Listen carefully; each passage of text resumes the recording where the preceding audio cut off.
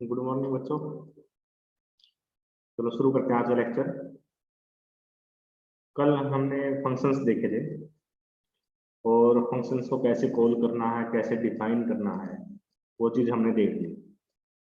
देखो अभी तक जो हमने फंक्शन लिखे हैं वो सिंपल हमने ऐसे फंक्शन लिखे हैं जिसमें हम कोई वैल्यू पास नहीं कर रहे हैं। वैल्यू पास करने का मतलब है, जैसे मैंने फंक्शन लिखा था void fun, है ना, और इसके अंदर हम कुछ काम कर रहे हैं और इसको कॉल कर दिया सिंपली fun1 ब्रैकेट और सेमी कॉलम से। ये क्या है? Function calling.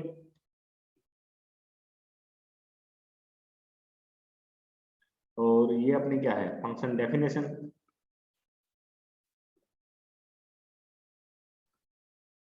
है ना।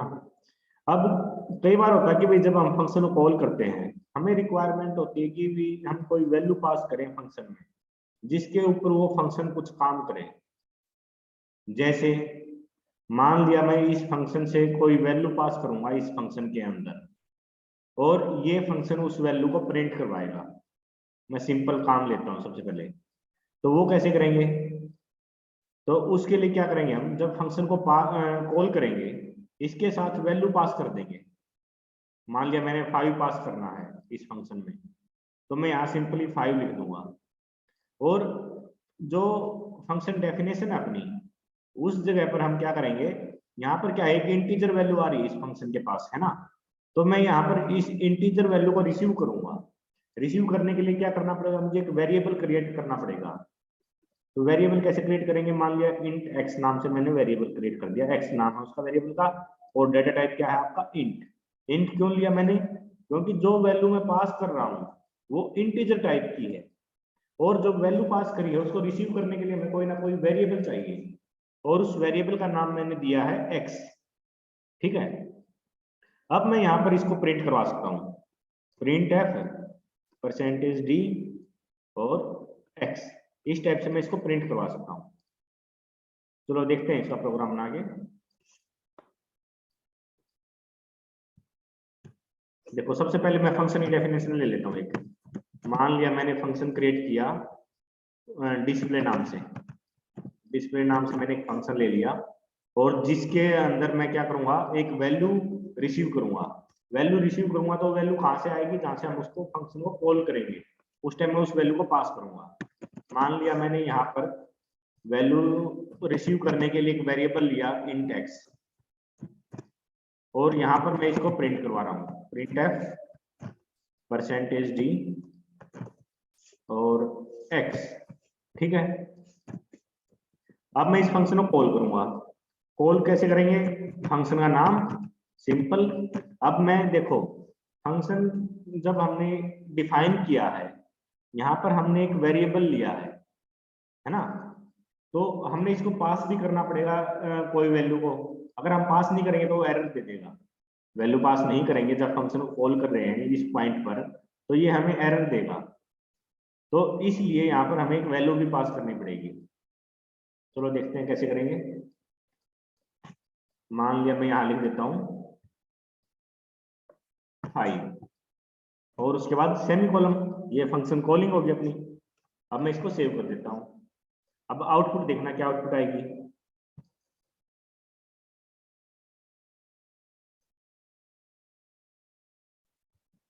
देखो आउटपुट मिली है जो हमें, वो मिली है 5, है ना।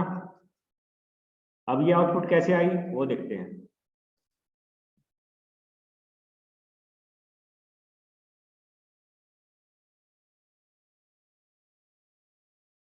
देखो आपका जो प्रोग्राम है उसका एग्जीक्यूशन स्टार्ट होगा मेन से। मेन में उसको सबसे पहले क्या मिली? डिस्प्ले फंक्शन कॉल किया इसने। डिस्प्ले फंक्शन कॉल हुआ है और उसमें वैल्यू पास करी है हमने 5। तो फंक्शन ये क्या करेगा, इसका कंट्रोल जाएगा जहां पर फंक्शन की डेफिनेशन है। फंक्शन की डेफिनेशन आपकी ये है। यहाँ पर जो 5 है, 5 आपका इंटीजर टाइप का है, इसलिए मुझे यहाँ पर जो वेरिएबल मैंने क्रिएट किया है इस 5 को रिसीव करने के लिए उसका डाटा टाइप भी मेंशन करना पड़ा, इंटीजर टाइप का, है ना। अब एक्स के अंदर 5 आ चुका है, एक्स के अंदर 5 आ गया और इसको हमने यहाँ पर प्रिंट करवा दिया। क्लियर है सबको ये?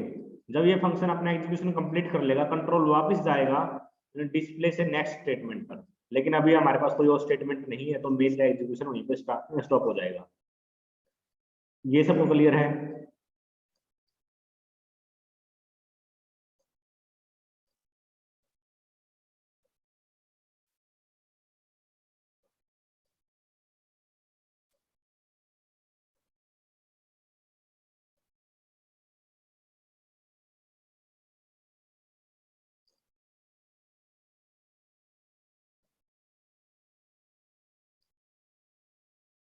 अब देखो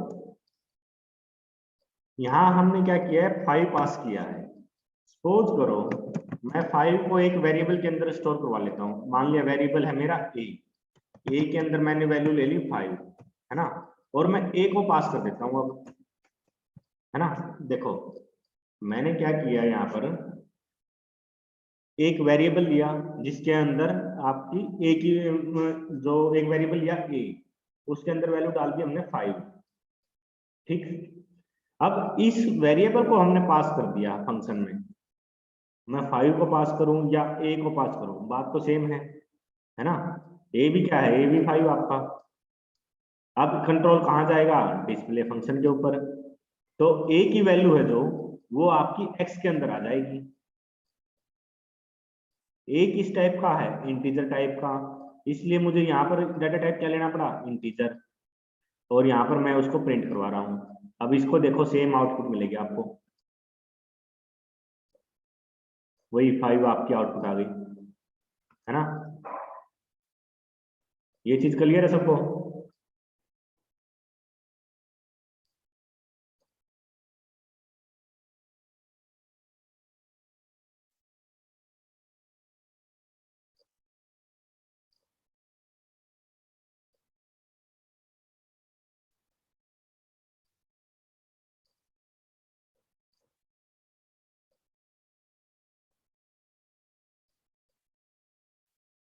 देखो जब हम फंक्शन को कॉल करते हैं, फंक्शन को जब हमने कॉल किया,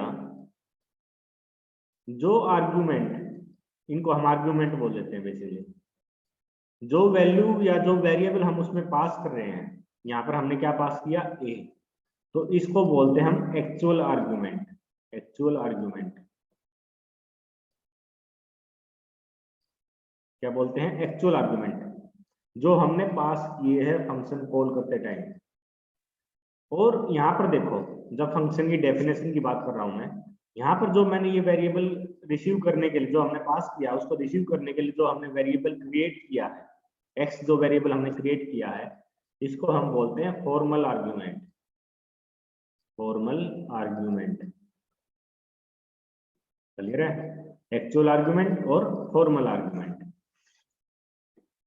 अब देखो यहाँ पर मैंने सिर्फ एक वैल्यू पास की है, मैं चाहूं तो मल्टीपल वैल्यूज भी पास कर सकता हूं, है ना। तो मल्टीपल वैल्यूज कैसे पास करेंगे, आओ वो देखते हैं। स्टेप बाय स्टेप चल रहे हैं हम, तो साथ में रहना, कोई मिस मत करना। जैसे मैंने मान लिया बी लिया, इसके अंदर मैंने 8 ले लिया, फिर मैंने सी वेरिएबल लिया, इसके अंदर मान लिया मैंने 10 वैल्यू ले ली, ठीक है। ये अपने पास 3 वेरिएबल हो गए, ए बी एंड सी, जिनकी वैल्यू है 5, 8 और 10 रिस्पेक्टिवली। अब मैं जो फंक्शन कॉल कर रहा हूँ, इसमें मैं ए बी और सी तीनों को पास कर देता हूँ, ठीक है। अब मैं 3 वैल्यू पास कर रहा हूँ, तो 3 को रिसीव करने के लिए भी अपने पास 3 वेरिएबल चाहिए। जो फॉर्मल आर्गुमेंट है वो भी तो 3 चाहिए। आप 3 वैल्यू पास कर रहे हो, एक वेरिएबल तो उसको रिसीव नहीं कर सकता, तो उसके लिए भी हमें 3 वेरिएबल चाहिए। 3 वेरिएबल, अब ये ए बी सी तीनों इंटीजर टाइप के हैं, तो जो फॉर्मल आर्गुमेंट हम यहाँ डिफाइन करेंगे वो भी सारे क्या होंगे, इंटीजर टाइप के। इंट, मान लिया इसका नाम लिया मैंने वाई, और अगले का नाम ले लिया मैंने जेड, ठीक है। और यहाँ पर मैं इसको प्रिंट करवा देता हूँ।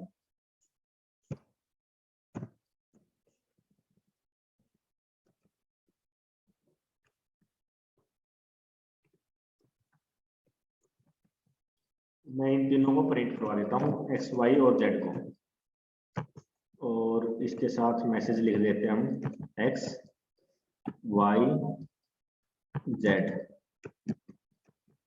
ठीक,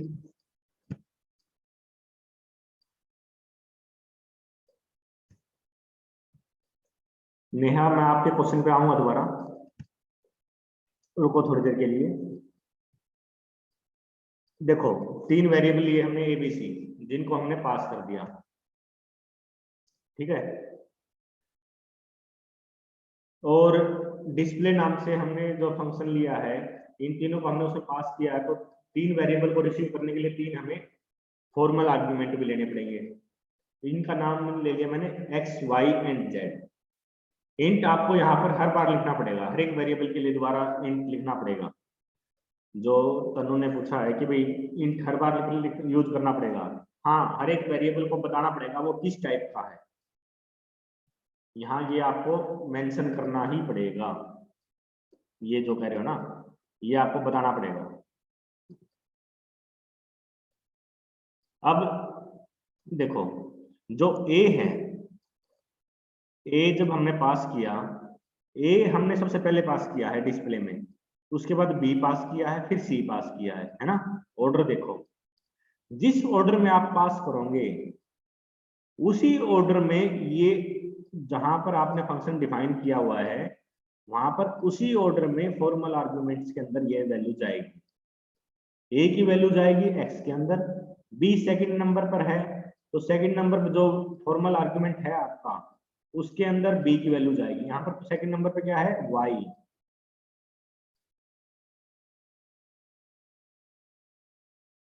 श्रोनी कह रही है सर आपने डाटा टाइप के साथ वेरिएबल नेम भी लिखा है, जब एक प्रिंट कराया तब तो आपने डाटा टाइप के साथ तो नहीं लगाया था, एक के साथ ही लगाया था मेरे ख्याल से, उसके बिना कैसे काम हो गया। इन टेक्स्ट लिखा था मैंने, आप वीडियो रिवाइंड करके देखना जब अपलोड कर दूंगा मैं। फिर जो थर्ड आपका आर्गुमेंट है, एक्चुअल आर्गुमेंट सी, उसकी वैल्यू आपकी जो फॉर्मल थर्ड आर्गुमेंट है उसके अंदर जाएगी, तो यहाँ पर z के अंदर c की वैल्यू आ जाएगी। तो ये बात ध्यान रखना, जो फर्स्ट नंबर पर आपने पास किया है वो जहां पर आपने फंक्शन डिफाइन किया है उसके फर्स्ट वेरिएबल के अंदर ही जाएगी, सेकंड वैल्यू सेकंड के अंदर, थर्ड वैल्यू थर्ड के अंदर, फोर्थ वैल्यू फोर्थ के अंदर। ये नहीं होगा थर्ड वैल्यू सेकंड के अंदर आएगी, ऐसा नहीं होगा, ठीक है। अब देखो मैं इसको रन करता हूं,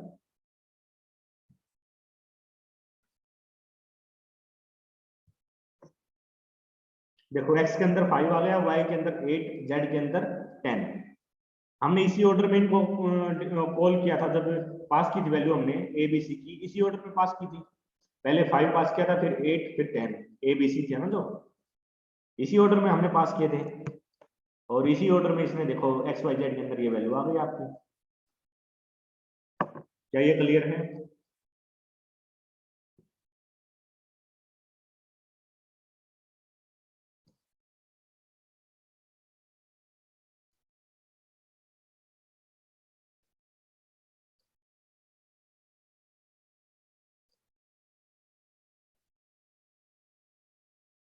चलो आगे देखते हैं।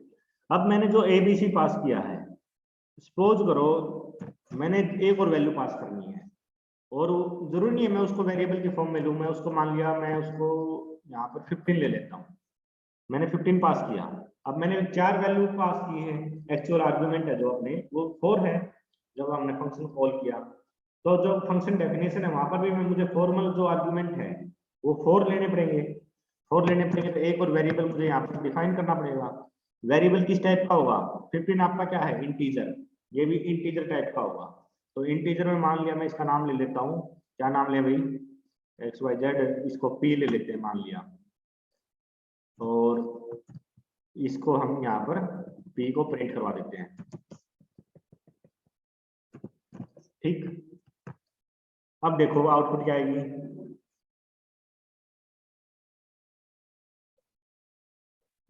x की वैल्यू आपकी 5 आ गई, y की 8, z की 10, p की 15, है ना, बिल्कुल सिंपल था, कुछ भी नहीं था इसमें। सपोज करो मैं यहां पर पास कर देता हूं 15.5 मैंने पास कर दिया, जो कि क्या है, फ्लोट है ना।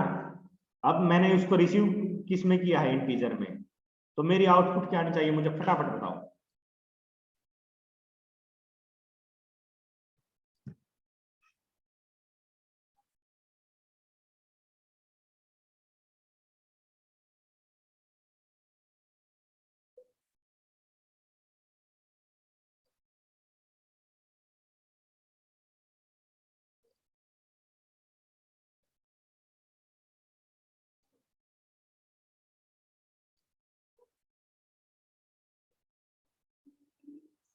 चलो देखते हैं, इसके आउटपुट देखते हैं।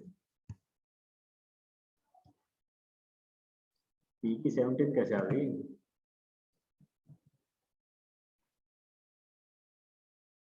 ये क्या है?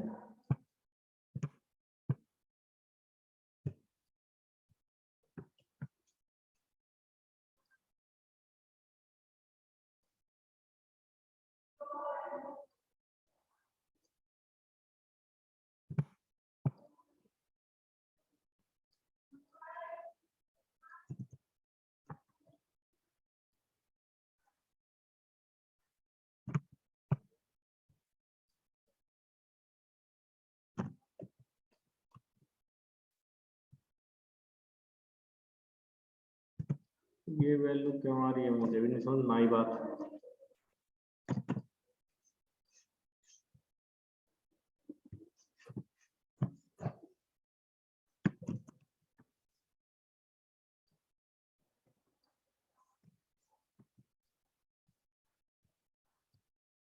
एक मिनट मुझे होल्ड करना।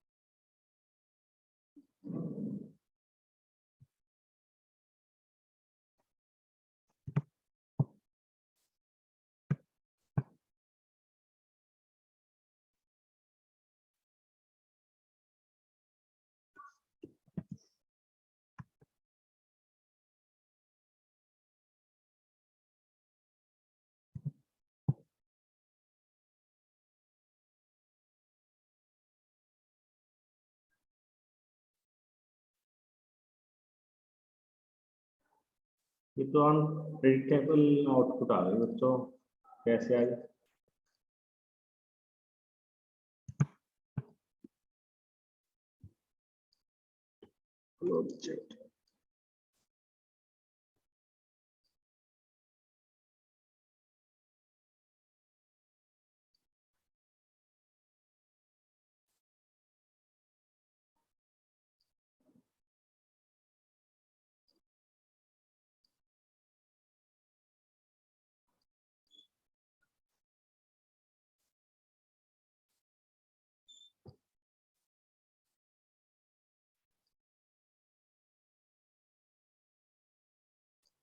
चलो तो मैं इसको देखूंगा क्या रीजन है, लेकिन ये है कहने की जो इससे मैं बताना चाह रहा था आपको पॉइंट, वो ये है कि जो डाटा टाइप आपका यहाँ पर वेरिएबल का होगा, एक्चुअल आर्गुमेंट का, वही डाटा टाइप आपने यहाँ मेंशन करना पड़ेगा। अगर आप फ्लोट पास कर रहे हो तो इसके कोरस्पॉन्डिंग जिस वेरिएबल के अंदर ये वैल्यू जाएगी वो भी आपने फ्लोट ही लेना पड़ेगा।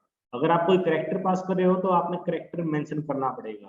खैर, डबल है वैल्यू तो डबल आपने स्पेसिफाई करना पड़ेगा, डाटा टाइप आपने प्रॉपर मेंशन करने पड़ेंगे। ठीक है, जो मैं कंसेप्ट यहाँ बताना चाह रहा था आपको।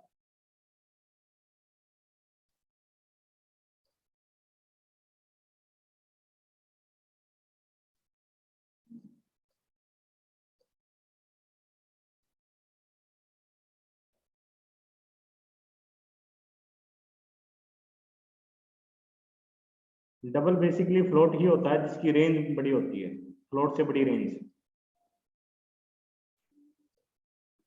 फ्लोट की डबल होती है इसकी रेंज।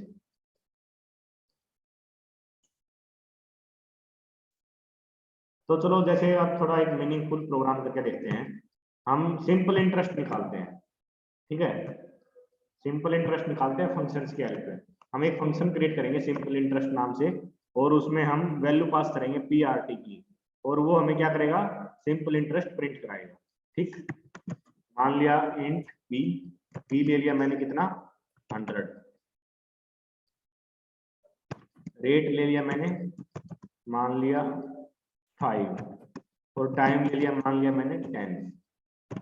ठीक, और मैं सिंपल इंटरेस्ट नाम से एक फंक्शन क्रिएट करता हूँ, सिंपल इंटरेस्ट, और इसमें मैं पास कर देता हूँ P R और T। ठीक, और मैं एक फंक्शन डिफाइन करता हूँ यहाँ पर सिंपल इंटरेस्ट, और इसके अंदर मैं इन वैल्यूज को रिसीव करता हूँ।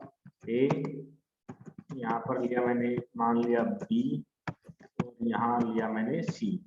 ठीक है, अब मैंने क्या करना है, सिंपल इंटरेस्ट कैलकुलेट करना है। एक वेरिएबल लिया हमने float simple interest is equal to P into R into T, है ना। सॉरी, यहाँ ABC है, तो इस फंक्शन के अंदर ABC लिखना पड़ेगा मुझे। अगर मैं यहाँ देखो जो ये फंक्शन है, यहाँ एक चीज समझो, जो मैंने ये वेरिएबल यहाँ पर क्रिएट किए हैं P R और T, इनकी जो लाइफ है वो इस ब्रैकेट के अंदर है। जिस ब्रैकेट के अंदर वो जो वेरिएबल क्रिएट किया जाता है, डिफाइन किया जाता है, उसकी लाइफ उसी ब्रैकेट के अंदर होती है। जैसे इस कर्ली ब्रैकेट के अंदर मैंने PRT को डिफाइन किया है, तो इस जो लाइफ है ना PRT की, वो इन्हीं कर्ली ब्रैकेट के बीच में है। अगर मैं इसको इनके बाहर कहीं यूज करना चाहूंगा, वो ये कहेगा कि वेरिएबल है जो ये डिफाइंड ही नहीं है। समझ रहे हो बात। जैसे आपका मान लिया आपकी क्लास में कोई बच्चा है, मान लेते हैं कि भाई अंजू नाम की लड़की आपकी क्लास में है ना। अब अंजू मान लिया BCA 1 में है, और BCA 2 BCA 3 में तो नहीं है, वो BCA 1 के अंदर एक स्टूडेंट है, या आपका जो रोल नंबर है वो आपका BCA 1 में है, और किसी क्लास में तो रोल नंबर है नहीं।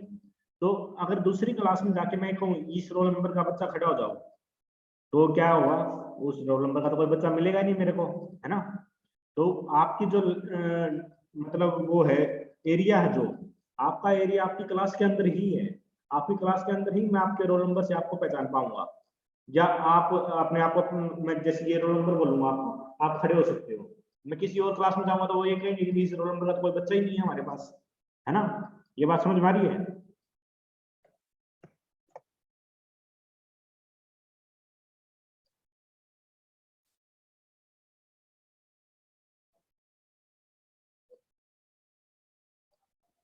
तो इसी प्रकार जो PRT है, जो वेरिएबल है, कोई भी वेरिएबल हुआ, जिस ब्लॉक के अंदर आपने उसको डिफाइन किया है, उसकी लाइफ सिर्फ उतनी ही होती है। उसके बाहर आप उसको कहीं पर भी यूज करने की कोशिश करोगे तो वो एरर दे देगा। मैं उसको आपका एग्जांपल करके दिखा देता हूँ।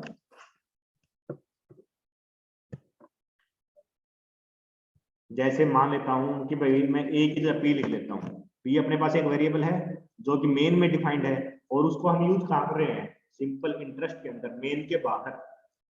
वो जिस ब्लॉक में P को हमने डिफाइन किया है उस ब्लॉक से बाहर। तो देखते हैं, आप देखो एक एरर देगा या क्या करेगा ये।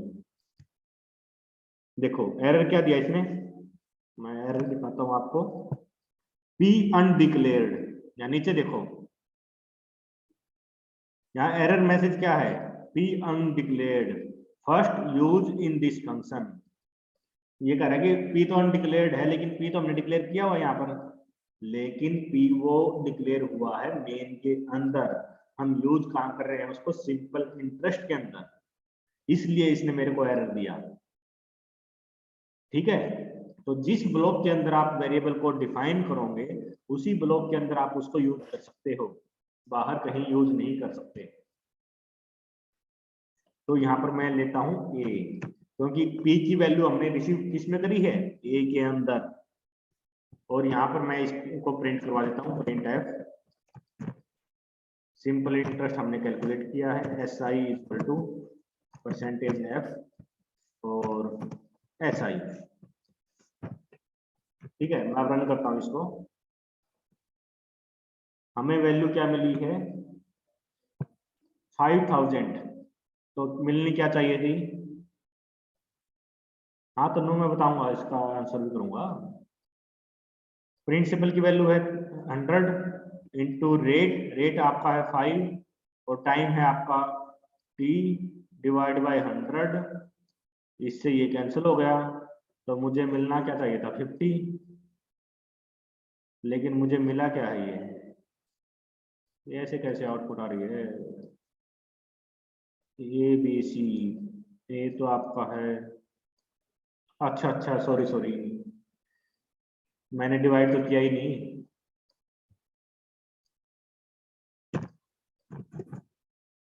अब आपको आउटपुट ठीक मिलेगी 50, है ना? मैंने फ्लोट लिया है तो इसलिए 50 के बाद उसने 00 लगाई है डॉट के बाद। ठीक है,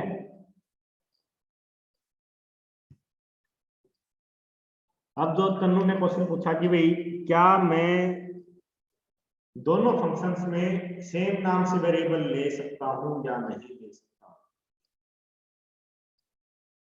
देखो इसको ऐसे समझो, आपके घर में दो छोटे छोटे बच्चे, जब बच्चे पैदा हुए हैं आपने उनके नाम रखे।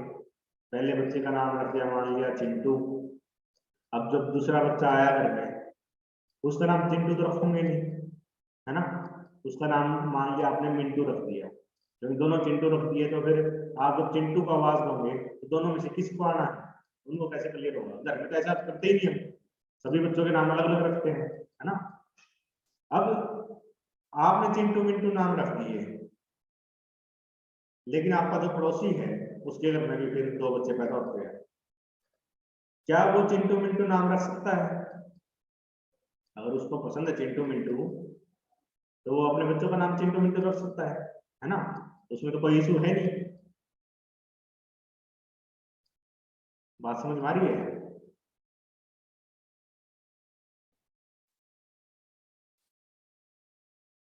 आप अपने घर में तो एक बच्चों के नाम रिपीट नहीं करोगे, एक का नाम चिंटू है तो दूसरे का मिंटू, तीसरा आया मान लिया उसका कुछ और सोनू मोनू रख दिया आपने।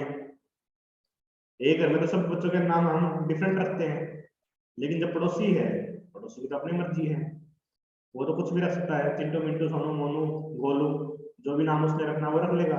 वो चाहे तो चिंटू भी रख ले जो अपने वालों का नाम है। समझ ये क्वेश्चन जो मैं समझाना चाह रहा हूँ समझो। ऐसे ही आपके पास मेन और सिंपल एंड इंटरेस्ट ये दो अलग अलग घर हैं। पहले घर में तीन बच्चे हैं, प्रिंसिपल रेट और टाइम। अब तीनों बच्चों के नाम सेम तो नहीं करूंगा मैं, है ना? जब मैं अगर सेम कर दिया मैंने तीनों वेरिएबल्स, तीनों बच्चे P P P P R T की बजाय मैं पी पी पी कर देता हूँ, तो जब मैं पी को यूज करूंगा तो कौन सा पी यूज होगा? हमें क्लियर ही होगा, कंपाइलर भी कंफ्यूज हो जाएगा। इसलिए हमें सब वेरिएबल के नाम डिफरेंट रखने पड़ते हैं। लेकिन जो सिंपल इंटरेस्ट है ये तो अपना पड़ोसी है, इसको अगर पीआरटी पसंद है तो ये अपना पीआरटी रख सकता है, कोई दिक्कत ही नहीं है, क्योंकि जो उसकी लाइफ है बच्चों की, जो उसका दायरा है बच्चों का, वो तो आपके घर के अंदर है ना? उसके बाहर तो उनका दायरा है नहीं। ऐसे ही पीआरटी का जो दायरा है वो मेन के अंदर है, जिस ब्लॉक के अंदर हमने उसको डिफाइन किया है, उसके बाहर उसकी लाइफ नहीं है। ऐसे ही सिंपल इंटरेस्ट के अंदर जो वेरिएबल्स हम डिफाइन करेंगे उसकी लाइफ सिंपल इंटरेस्ट के अंदर ही होगी, उसके बाहर उसकी लाइफ नहीं है। वो चाहे किसी दूसरे वेरिएबल इसका फंक्शन के अंदर जो वेरिएबल है उनको डिफाइन कर दे अपने अंदर उसी नाम से, जब हम उसको यूज करेंगे उस वेरिएबल को तो वो अपना खुद का वेरिएबल यूज होगा, ना कि दूसरे मेथड का, दूसरे फंक्शन का। क्लियर है बात ये?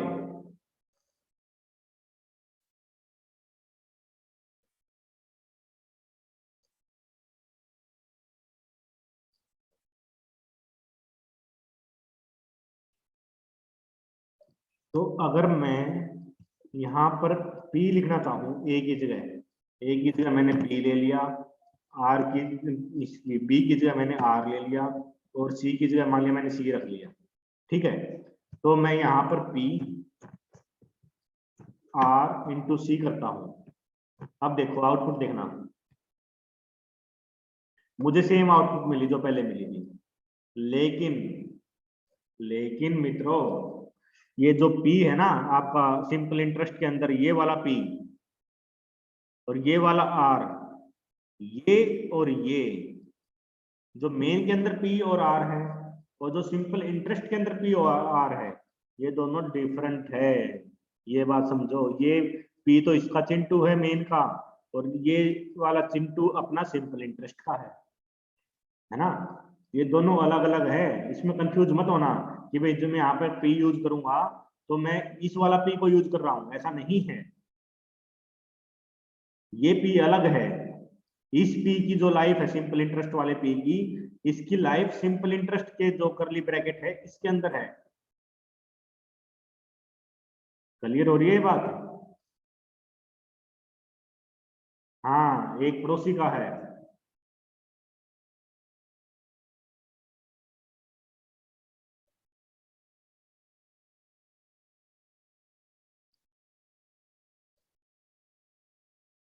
तो ये बात बांध लो अपनी कि भाई जिस ब्लॉक के अंदर आप कोई वेरिएबल डिफाइन करते हो उसकी लाइफ उसी ब्लॉक के अंदर होती है, उसके बाहर उसकी लाइफ नहीं होती। ये आप दूसरी प्रोग्रामिंग लैंग्वेज जब पढ़ोगे ना उनमें भी सेम चीज है, जिस ब्लॉक के अंदर आपने उसको डिफाइन किया है उसी के अंदर उसकी लाइफ होती है। ठीक, यहां तक कोई डाउट है तो पूछो मेरे से।